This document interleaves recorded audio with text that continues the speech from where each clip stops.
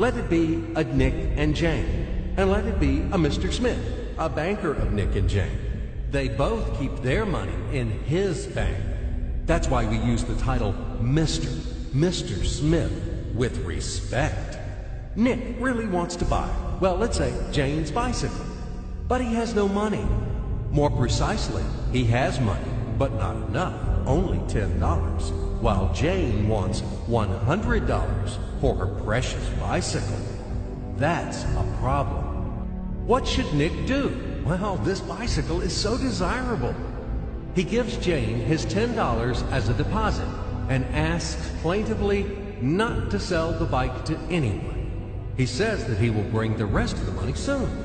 At the same time, he runs to his bank, to the respected Mr. Smith, to get a loan for the missing $90. As ill luck, Mr. Smith has no money at this moment, but he knows perfectly about $10, which Nick gave to Jane. And where will Jane bring his money to? That's right. She will put these $10 in her lovely bank to the same Mr. Smith. Therefore, Mr. Smith asks Nick to come back tomorrow in the hope that tomorrow he will get these $10. And everything happens this way. The next day, Jane brings $10 to the bank. The bank provides Nick these $10 on credit. Nick immediately gives them to Jane. She again puts them in a bank. The bank again provides Nick these $10 on credit, etc. As long as Nick the fool will gather enough money for the bicycle. Don't you get confused yet? Be patient, I told you.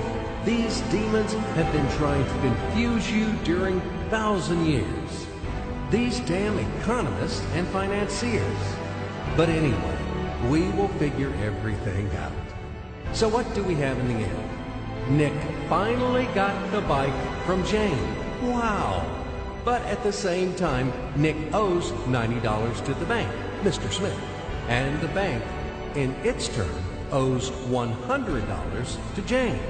In other words, those $10, which existed initially, have magically turned into $200, $190 of debts plus real $10. But these $10 would also turn into $1,000, even in $1 million or $1 billion, if Nick would make a more expensive purchase. In this case, our $10 would make the increasing number of its cycles, circuits from hands to hands. That's it. So, what happens in today's world? SOS! It appears that banks also make money out of thin air and multiply them. Not only Fed can produce money, but banks either. In short, everybody can do this, except you and me. We are not in the business at this celebration of life. I would like to print or draw some money as well. In fact, these banks multiply money without any control. And we're still wondering why the banker lives better. What are naive fools are we? Now it is clear why. The one who produces the money, of course, lives better. But this is not enough. From this moment, poor Nick will never be able to repay his debts owed to the bank, no matter how hard he would work.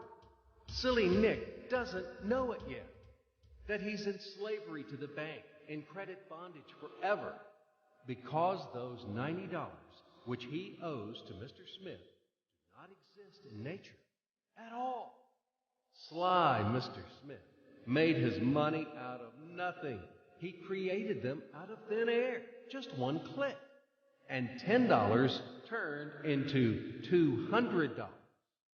Yes, but you can object